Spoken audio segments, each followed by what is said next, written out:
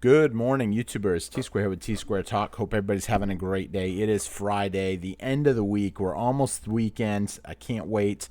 And for today, I got a great video for you guys today. Today, I want to take a little time, talk about some currency, fiat currency, but I also want to take a little time and talk about silver versus gold. A lot of people might be feeling a little blue maybe if you've been in silver. It's not really doing much.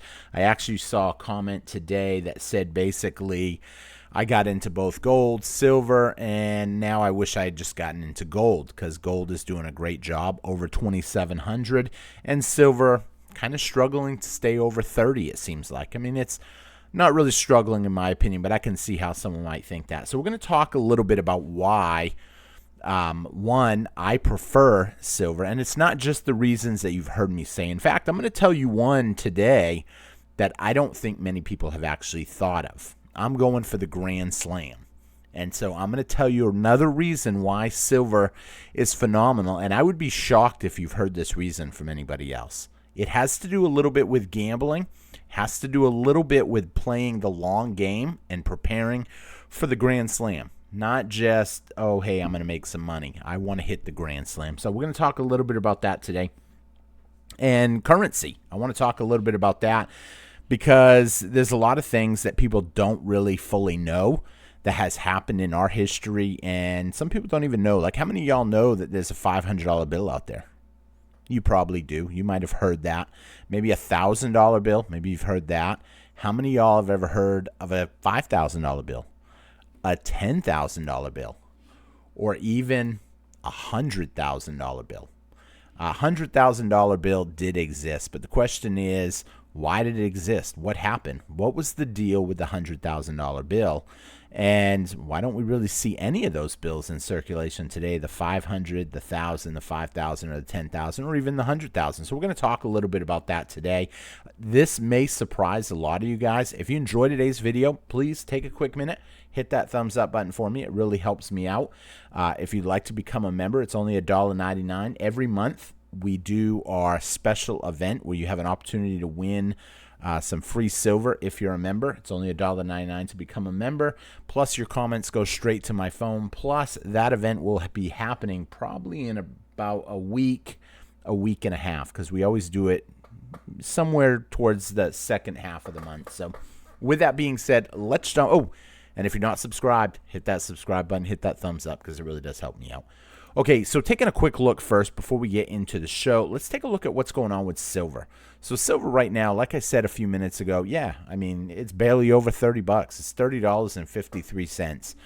It doesn't really sound great since we have recently seen 35 recently. Now, the all-time high on silver, a little bit over 50. So, you know, you look at that and essentially a lot of people are like, man, that's horrible. I mean, everything else is going up. Why ain't silver? And we've talked about the why, but we're going to put that aside for right now. Taking a look at gold at $2,707. Not far off from its all-time high. It's never been, I think the all-time high was like 2,800 approximately. Let's just see here if we can kind of zoom in exactly what we hit. Did we hit 28? It's showing 27.95. However, that is the closing price at the close of the day. It technically did go over that mark. 27.98 is what it's showing, but like I said, it actually went over 28 during the daily trading if I was able to pull out the specific hour of the day. So yeah, gold looking good. I mean, really it is. However, there's a reason why I like silver over gold. So I'm not rich.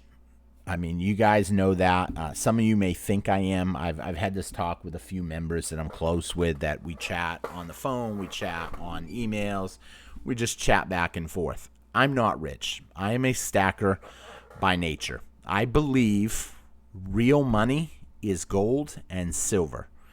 It is a tool that you can preserve your purchasing power. It is a tool that can preserve your wealth. And when I say that, I mean that. Do I use fiat currency? Of course I do. I mean, I go to a restaurant. Some restaurants, if I don't know somebody, if I haven't broken the ice between me and somebody there, I've got to pay cash for my food. I mean, that's just the way it is.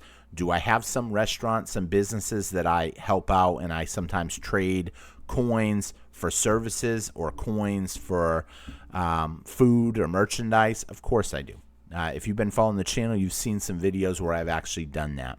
However, I don't want to stay in the exact position that I'm in. I want to find every loophole that I can find to move myself up into the next bracket. So if I am classified as middle class now, I don't always want to be middle class. And by buying precious metals, first of all, it's making sure that I can't really move down in the ranks of society, because precious metals will hold value. It will hold purchasing power. A lot of people will say, if you had gotten a silver quarter years ago, 30, 40, 50 years ago, then essentially that silver quarter bought you a gallon of gas then, and it still buys you a gallon of gas today. However, today, you would never find a gallon of gas for a clad quarter from 2025 or any of these years unless you just happen to find the right quarter. Someone could contradict me and say, I could go get a W quarter and get a gallon of gas. That's clad.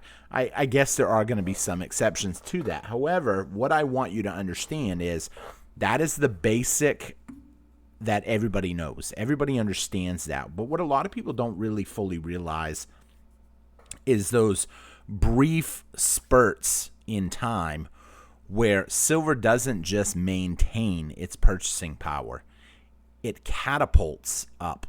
Just like I tell you guys time and time again, I use the beach ball under the water. So you're in a swimming pool, you hold a beach ball down underwater, you're hiding it under the water. You can hold it down for so long.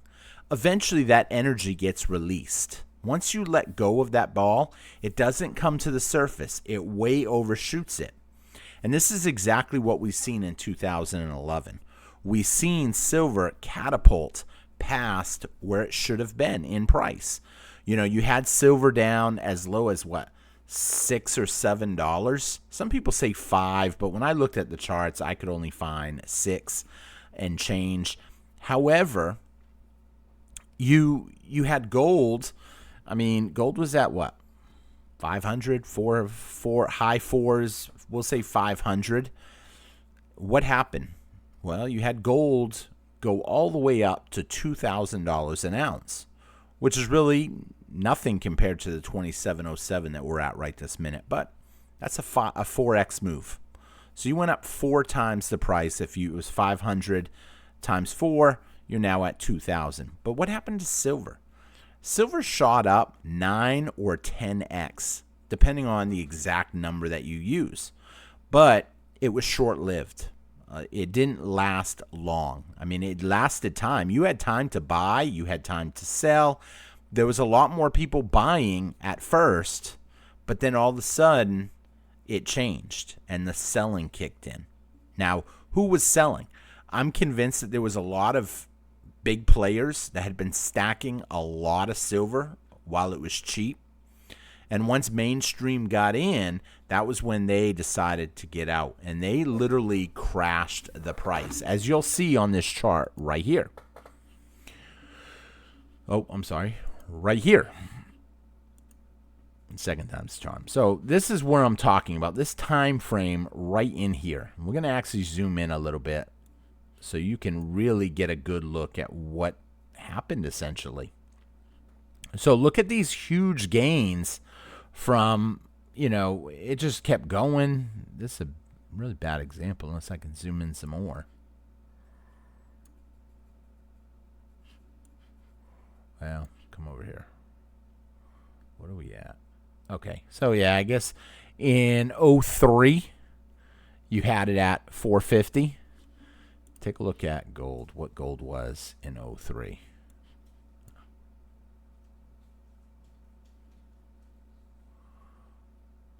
So yeah, gold was 400 in 03. The climb starts. Look at that huge run up, a 10-year span, and it's only really up. If I can get in there, I got that right on that spot where I need to be.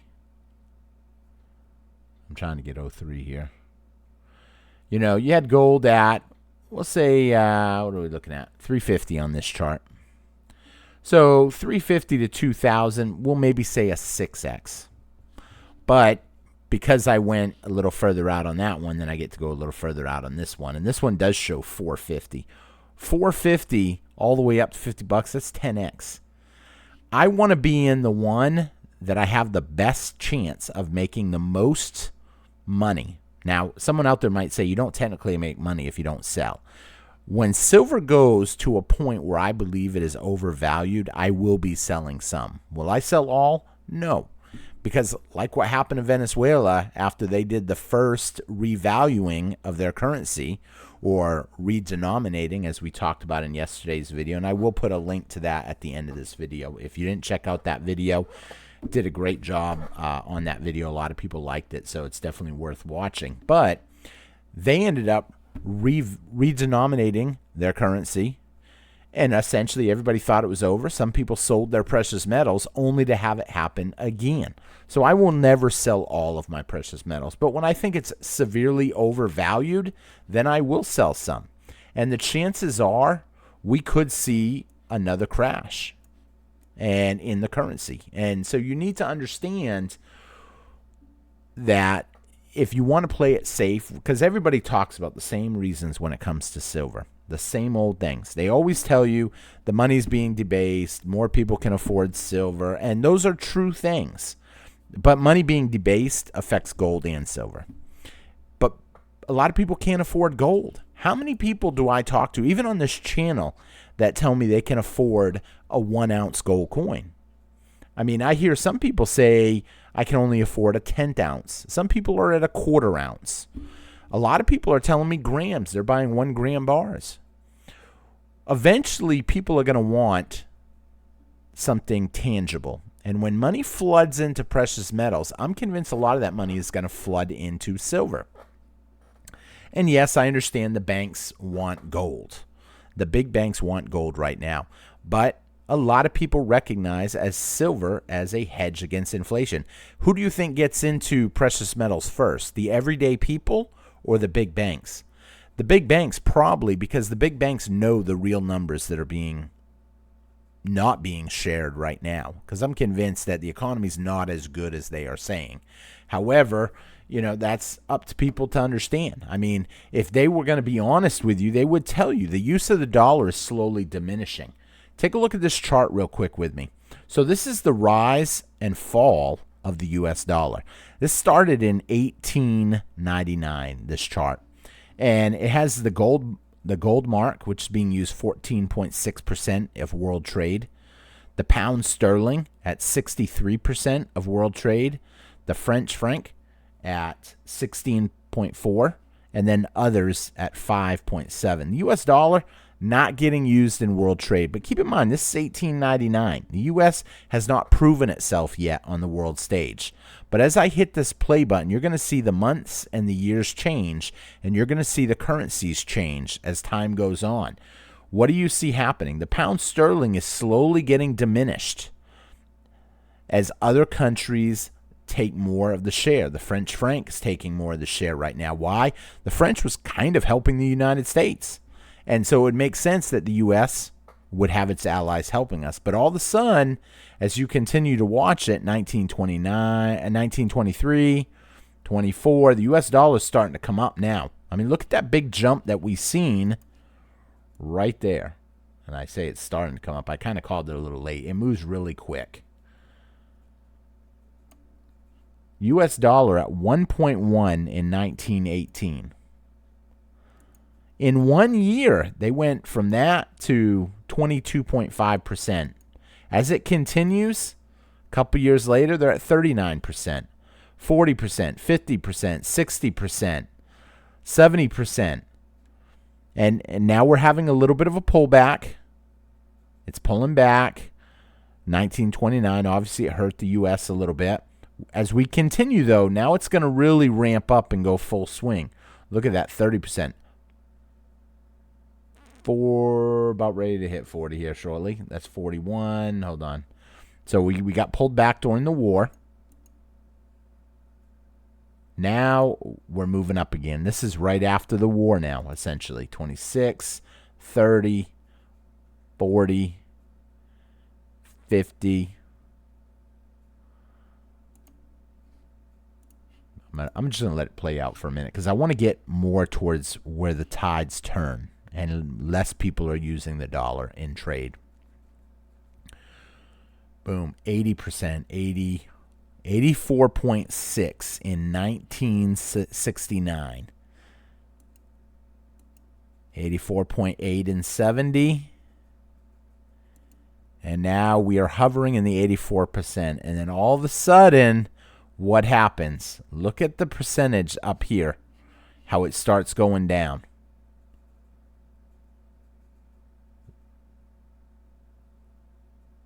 And it continues to go down. Now we have some little upticks here and there. Went a little overshot. All of a sudden they come in. They started, I don't know, propping up the dollar, using it a little bit more. But now, here we go again. Get ready for the drop. It's a 2-minute clip, but they did a really good job, though. Look at the numbers going down now. 61%.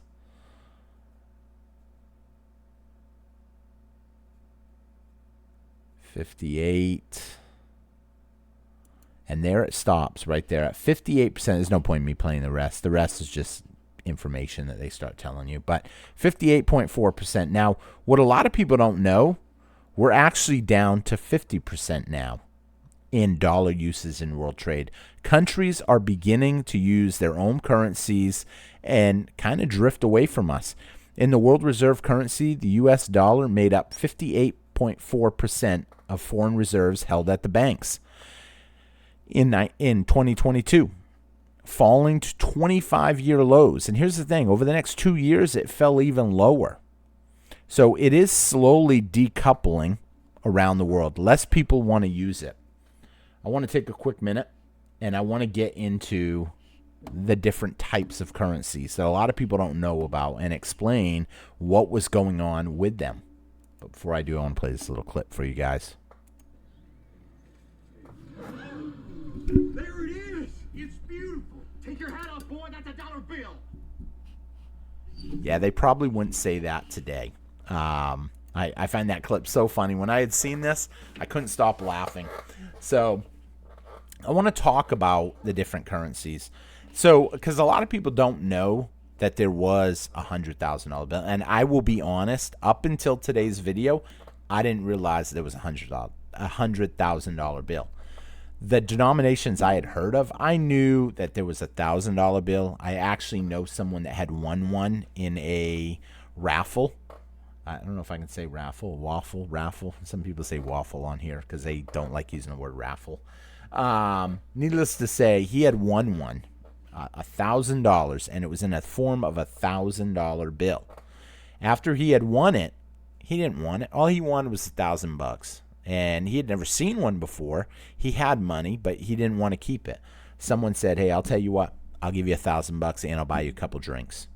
And it was at a bar that he had won it. It was a big bar raffle. You know how these bars, they do the games and stuff. Needless to say, he had won it. He took the $1,000, took the free drinks, and that was it. But what I want to show you guys is, because I couldn't understand. I was like, man, whatever happened? Why did no one even realize there was 5,000, 10,000, and 100,000? So the largest note ever printed was the $100,000 gold certificate, Series 1934. Those notes were printed in December 18th of 1934 through 1935. They were issued to the Treasury, to the Federal Reserve banks, only against an equal amount of gold bullion held by the Treasury. These notes were used for transactions between the Federal Reserve banks and the Fed, and the Treasury, I should say. And they were not circulated amongst people. Now, I wanted to look more into this, and I was like, well, man, what happened in 1934 that they made those 1934, 1935? Now, I should have known this fairly quick because only the year before was basically when everybody was supposed to turn in their gold. Now, here's the thing. Let's be honest. Some people say the whole thing was illegal. I've heard it best on another channel when he said the whole reason you can't find no one, because I wanted to find someone. I'm one of these people that I like challenges. If someone challenges me on something, I want to find it. I want to figure it out. And the challenge was find me someone that got convicted for this crime of not turning in their gold. And I said, okay. And I started digging and digging and digging. And it kind of consumed me for a little while. I couldn't find anybody. Nobody got convicted that I could find for keeping their gold. And there's a possibility that it was because, and this is what I was told after, because it was illegal. You can't tell someone they can't keep their gold. But we know they pass stupid laws all the time. And some of these laws get fought in courts. I actually was talking to a subscriber the other day in a message, and he told me that he can't even have chickens where he lives now. And I can tell you here in Texas, that rule has passed. Some places you are not allowed to have chickens. However, one old man fought it up in Dallas. I think it was Dallas area. He took it all the way up to the high Texas court and ended up winning. And then they passed the rule that no one can be told in Texas they can't have chickens. It doesn't matter if you live right next to City Hall in the middle of your city. They can't tell you that. Now, they can tell you you can't have roosters because of a noise ordinance. Roosters crow, they make a lot of noise, but they can't tell you anything about chickens. And they can tell you that you can only have like up to 8 chickens for essentially quality living. You know, you're living in a little lot. I've gotten away with a lot before. I actually had over 100 at one time. If you go back and you check my original videos, I was running a homestead on a little city lot, which was kind of crazy. My neighbors hated me. I ain't going to lie. They just hated the roosters, really. I had one neighbor tell me, they keep it up, he's going to come over and start shooting one day. And I was like, oh, man, come on. And then I ended up getting rid of the roosters. But where I'm going with this, as I got kind of rambling off on a tangent a little bit, $100,000 note. This was only so they could take the gold from essentially the banks. It was just a means of essentially bookkeeping, record keeping. They could give them a piece of paper and take the gold. And if all the gold has been floating up to the Treasury, the Federal Reserve, why do you think that is? Why do you think they would want to give people paper over gold or for their gold? They did that because they wanted to suck all the gold back up. And that's why I think it's important that you guys are holding gold and silver. Now, I know some people might think, man, you kind of jumped around a lot today. I did jump around because I didn't really have a good video topic, so I wanted to kind of cover a few different questions that came up. And I hope it gave you guys something to think about. I'm waiting for the next big move in silver. And when that comes, we will see the gold-silver ratio consolidate. We've seen it go down before, all the way down to 20 to 1. Now, do I think we're going to see 20 to 1 gold-silver ratio soon? Probably not soon, but I do think it will gradually go down. We're sitting at 90 to 1 now. That is insane. Therefore, if I could find a way to dump all of my gold and take silver, I would do it in a minute. Because I recognize that silver will have its big move, and when it does, I want to be prepared for it. So I hope you guys enjoyed this video. Please be sure to check out some of my other great videos. I will put the links at the end screen, so you will see them off to the should be off to the left, I think. I'm not sure if it'll be right or left or what. But you will see them off to the side, and I just don't know what side YouTube puts it on. So click one of these other great videos. I think you'll enjoy them. And thank you all for watching and commenting. Let me know your thoughts. Hit that subscribe button. I love seeing that. And that thumbs up. Take care, everybody, and have a great day. Bye-bye.